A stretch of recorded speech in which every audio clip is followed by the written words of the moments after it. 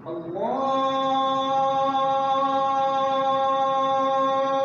أكبر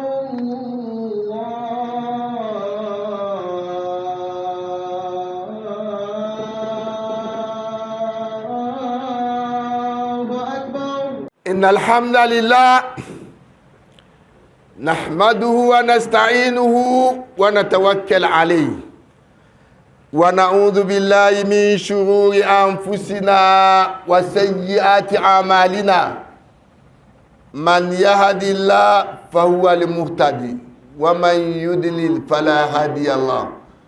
وأشهد أن لا إله إلا الله وحده لا شريك له، وأشهد أن سيدنا وعظيمنا وحبيبنا محمد رسول الله خاتم الأنبياء وإمام المرسلين. أما بعد، فيا عباد الله، أوصيكم ونفسي بتقوى الله. قال تعالى: يا أيها الذين آمنوا اتقوا الله وقولوا قولا سديدا يصلح لكم أعمالكم ويغفر لكم ذنوبكم ومن يطع الله ورسوله فقد فاز فوزا عظيما. عباد الله، من محاسن أخلاق المسلم التي يتهلى بها الصبر واحتمال الأذى في ذات الله.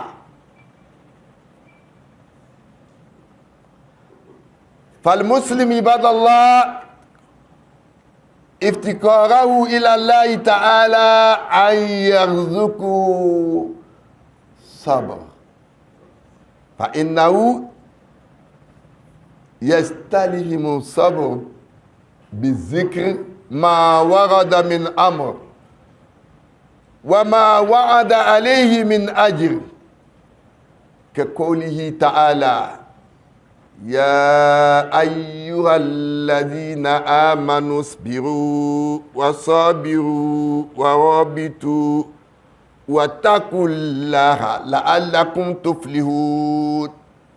ويقول أيضا في كتاب الله: واستعينوا بالصبر والصلاة.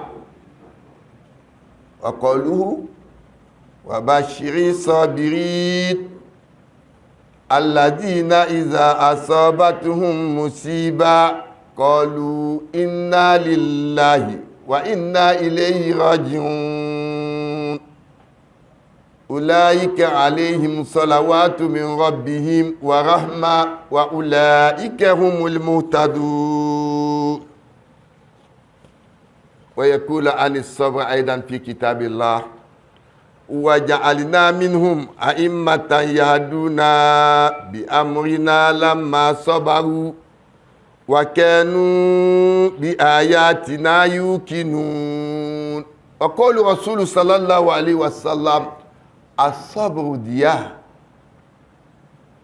ويقول أيضا: ومن يستعفف يعفه الله ومن يستعني يغنيه الله ومن يتصبر يصبره الله وما أعطي أحد عطاء خيرا وأوسع من الصبر. وقوله: إذا ابتليت عبدي بجبيتيه يعني عينيه فالصبر عوضته منها الجنة. وأما الاحتمال الأذى عباد الله فهو الصبر ولكنه أشق، وهو بضاعة الصديقين وشعار الصالحين. قال عبد الله بن مسعود رضي الله عنه: كأني أنظر إلى رسول الله يا كنبي من الأنبياء صلوات الله وسلامه عليه ضربه قومه فأدامه ويمسه دم عن وجهه ويقول: اللهم اغفر لقومي فإنهم لا يعلمون. وقضى الله عن المسلمين وحكى عنهم قولهم وهم يتحملون الأذى. قال تعالى: وما لنا ألا نتوكل على الله وَقَدْ هَدَانَا سُبُلَنَا وَلَنَصْبِرَنَّ عَلَى مَا زَيْتُمُونَا وَعَلَى اللَّهِ فَلْيَتَوَكَّلِ الْمُتَوَكِّلُونَ. صدق Allah wa sadaqa Rasoul. La louange est pour l'unique, l'indivisible, Allah, qui s'est donné ce nom dans le Lawh Mahfouz, que toute chose créée en forme humaine ou matérielle ne peut pas porter ce nom.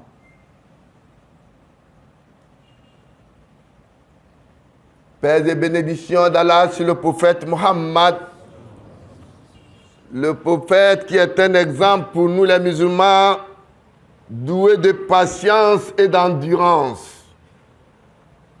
Ses compagnons et tous ceux qui aujourd'hui subissent la terreur sur terre, en l'occurrence le peuple palestinien. Musulmans, mes frères, parmi les vertus qui constituent la parure du musulman, on compte la patience et l'endurance à supporter les incommodités des autres pour l'amour de Dieu. Ce peuple affaibli est poussé à se soumettre. Mais, grâce à la patience et la foi et l'endurance, il continue par résister contre l'oppression.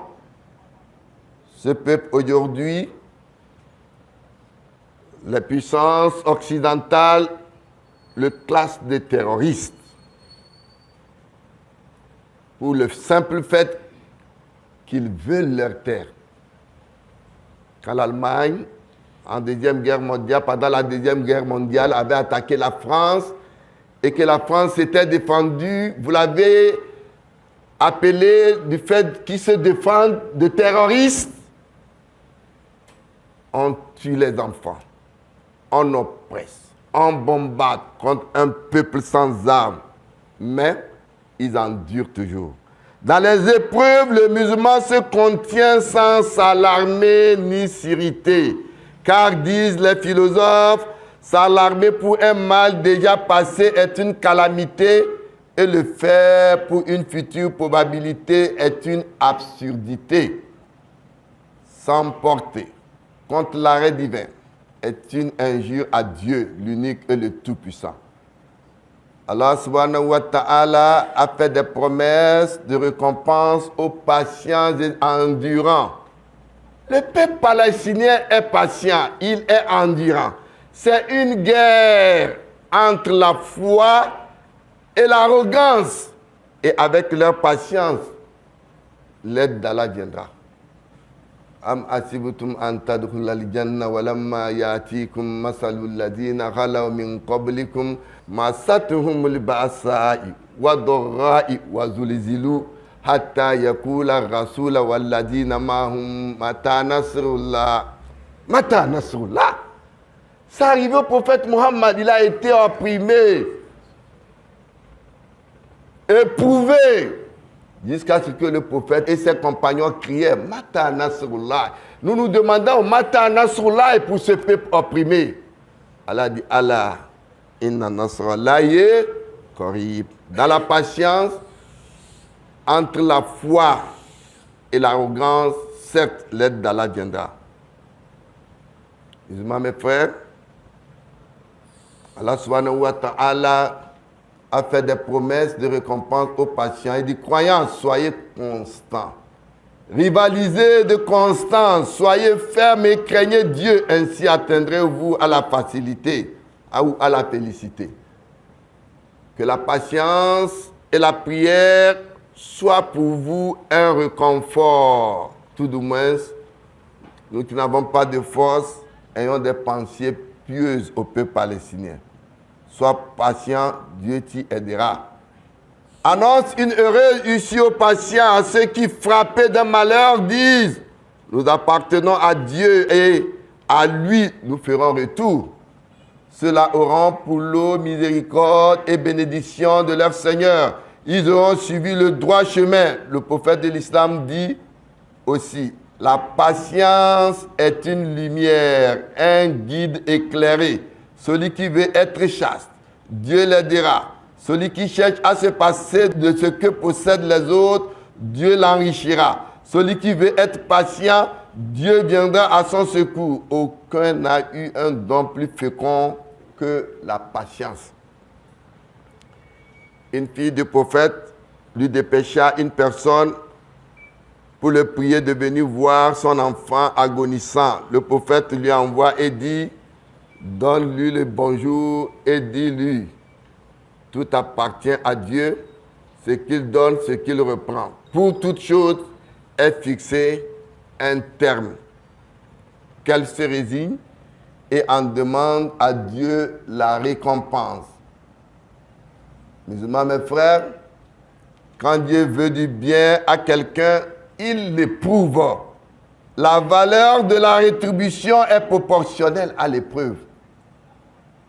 Ben Massoud disait, j'ai toujours présent devant moi ce spectacle poignant, celui du prophète Mohammed, à l'instar des anciens messagers battus par son peuple, ensanglantés, essuyant même le sang sur son visage en disant, Seigneur, pardonne à mon peuple car il agit par ignorance.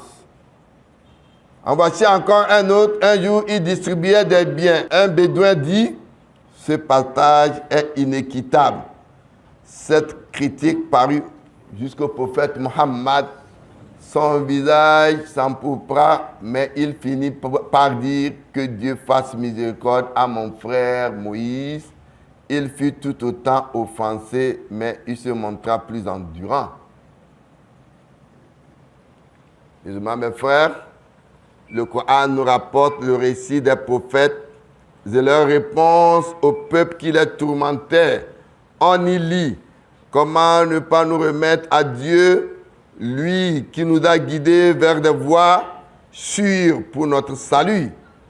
Aussi sommes-nous fermement résolus à supporter vos outrages. Dieu est le meilleur soutien de ceux qui se fient à lui. Jésus, le prophète bien-aimé de l'islam, ne cessait de dire aux fils d'Israël, avant moi, on vous a dit, usez de la loi du talion, œil pour œil, dent pour dent, nez pour nez. Mais moi, je vous dis, ne rendez jamais le mal pour le mal. Celui qui te donne un soufflet sur la joue droite, présente-lui ta joue gauche. Celui qui te confie ton manteau, remets-lui ton habit. Les compagnons du prophète disaient ceci. Nous n'estimions pas complète la foi de l'homme tant qu'il ne faisait pas preuve d'endurance dans l'adversité. Guidé par ces exemples vivants de patience et d'endurance, le musulman est toujours patient et endurant, ce que montre aujourd'hui ce peuple palestinien. Espérant la récompense divine, il ne se plaint pas, ne s'emporte pas, ne repose pas au mal par le mal, mais il repose par la bonté, il excuse, endurance et pardonne. Dieu dit, celui qui est patient et sait pardonner témoigne d'une heureuse maîtrise de lui-même. Qu'Allah nous fasse miséricorde. Qu'Allah ait pitié de nous. Aqulu qawli hadha wa astaghfirullah li wa lakum. Donc implorons le pardon d'Allah et ayons une pensée pieuse pour le peuple palestinien. Qu'Allah leur donne victoire. Alhamdulillah wa kafa. Summa salatu wa salam ala ashrafil mursalin Sayyidina Muhammad wa ala alihi wa sahbihi wa sallam. Ibadallah, ittaqullaha haqqa tuqatihi wa la tamutunna illa wa antum muslimun. Wa qala ta'ala wa an laysa lil insani illa ma sa'a. Sadaqallahu al-azim. La louange est pour Allah qui a fait de l'islam une religion qui ne divorce pas le spirituel du temporel. Paix et bénédiction d'Allah sur le prophète Mohammed. Le prophète illettré, Mais qui dit chercher la connaissance même à une distance aussi éloignée que la Chine. La religion de l'islam ou la religion ensemble est l'ensemble des croyances fondamentales se rapportant à la nature de l'homme et de l'univers. Et l'ensemble des règles conformes à ces croyances s'appliquent à la vie humaine est désigné du terme de religion qui est digne. Si nous considérons la religion comme un programme de vie s'appuyant sur ferme croyance, nous pouvons dire que l'homme, même s'il ne croit pas à la divinité, ne peut jamais vivre sans religion. Pascal disait, misère de l'homme sans Dieu. Sans Dieu, on peut être misérable, voire même bête. La religion ne peut jamais être séparée de la vie. Et elle n'est pas simplement affaire d'actes culturels. Le Coran affirme que l'homme n'a d'autre choix que de suivre la religion comme un chemin placé par Dieu devant lui afin qu'en le parcourant, il puisse parvenir à Dieu. Chers frères en Dieu, il y a quelques semaines, notre rentrée scolaire et universitaire a débuté. Cette rentrée n'a rien de but que la réussite. Et que la réussite n'est rien d'autre que le fruit ou le résultat de l'apprentissage de l'éducation, qui par définition est le sens général de cultiver, faire croître, si bien que ce terme appliqué au règne animal signifie également élevage. L'éducation est semblable au travail du laboureur qui déracine les épines, sacle le blé afin qu'il puisse mieux donner une abondante mission. Mais cependant, cette réussite, en tant que musulmans, nous n'allons pas croiser les bras et nous n'allons pas prier seulement pour réussir. Non. Allah subhanahu wa ta'ala nous a dit dans le Saint-Coran wa alaysa lil insan illa ma sa. Qu'en vérité, l'homme n'obtiendra que le fruit de ses efforts. Nous ne pouvons pas réussir si on ne fournit pas les efforts. Donc, pour réussir, il faut fournir des efforts, apprendre les leçons, apprendre le cours, venir au cours. L'islam n'est pas une religion fatale. Le musulman prie et après donc avoir fourni d'efforts pour réussir. Musulmans, mes frères, c'est vrai, le système éducatif actuellement dominant n'envisage le jeune musulman que sur l'aspect matériel et ne vise que la satisfaction des besoins matériels, considérés comme finalité. Cette conception restrictive et dévalorisante de la personne humaine n'est pas celle de l'islam. L'homme n'est pas un être banal créé avec le souffle divin. Il est détenteur d'une lourde responsabilité, celle de vicaire de Dieu sur terre. Allah dit inna aradna al-amanata ala samawati wal ardi wal jibal fa abayna an ya'milnaha wa ashfaqna minha wa amalaha al-insanu innahu kana zaluman jahula. Nous avons proposé le dépôt de la foi au ciel, à la terre, aux montagnes. Ils ont refusé de s'en charger. Ils ont tremblé de recevoir. L'homme s'en chargea et il est devenu injuste et insensé. L'objectif ultime de l'éducation musulmane est la connaissance de Dieu. Rappelez-vous de l'apprentissage que Luqman a appris à son enfant. C'est la première des choses qu'il lui demande. Il ne faut pas associer tes divinités à Allah. Là, c'est la négation, tout shirk, associé aux divinités. Pas un Dieu le Père, pas un Dieu le Fils, pas un Dieu le Saint-Esprit. Il y a un seul unique Dieu. Pas prendre les lisors, les vaudous comme divinité. Notre intelligence n'est pas une faculté luciférienne, mais une mais un instrument que Dieu nous a donné et qui a pour ultime objet Dieu lui-même. Mais cela ne veut pas dire que le musulman va croiser les bras en adorant Dieu. Allah dit encore, Wallah tansa nasibaka min ad-dunya. Il ne faut pas oublier ta part dans ce monde. Et pour avoir ta part dans ce monde, il faut lutter, il faut chercher, il faut apprendre. D'où notre objectif de l'éducation. Musulmans, mes frères, la religion et la réussite scolaire sont deux notions complémentaires. Le but final de la réussite d'un élève et étudiant musulman, c'est qu'Allah mette baraka dans sa réussite. Il faut noter que chaque chose a son temps. Allah, quand il parle des vrais croyants, il dit قد أفلح المؤمنون الذين هم في صلاتهم خاشعون والذين هم عن اللغو معرضون. Les vrais croyants, ils gèrent le temps. Il y a le temps pour toutes choses, sauf ce qu'on ne veut pas faire. Si on ne veut pas apprendre, on n'aura pas le temps pour apprendre.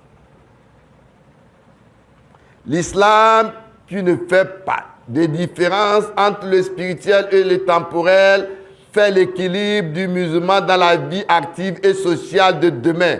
Car l'islam n'est pas seulement une religion, mais un code de vie. L'islam, c'est un code de vie. C'est un système de vie complet. D'où la notion donc d'effort dans la voie de Dieu de tout jeune musulman scolarisé. Chers étudiants, étudiantes inscrits et inscrites à l'université, sachez que l'université est le lieu où vous aurez à apprendre beaucoup de choses. Vous êtes libre, vous n'êtes plus dans les lycées où le professeur pourra vous faire des reproches. Vous venez au cours, c'est tant pis. Vous ne voulez pas, c'est tant pis. Et vous aurez à avoir des amis, des clubs, où vous aurez des gens drogués qui vont vous attirer vers eux. Des gens qui ont des pensées, des libres pensées, en vous invitant de vous soumettre dans votre religion. Les gens qui vont vous conduire dans la débauche, dans l'alcool que l'islam interdit. Tout ce qui rend en grande quantité est interdit en petite quantité. Ils vont vous dire, goûtez, c'est la vie, c'est la civilisation. Vous êtes étudiant, vous n'êtes plus du village. La nudité au niveau des femmes. Ils vont vous dire, c'est ça l'Occident, il faut être occidentalisé.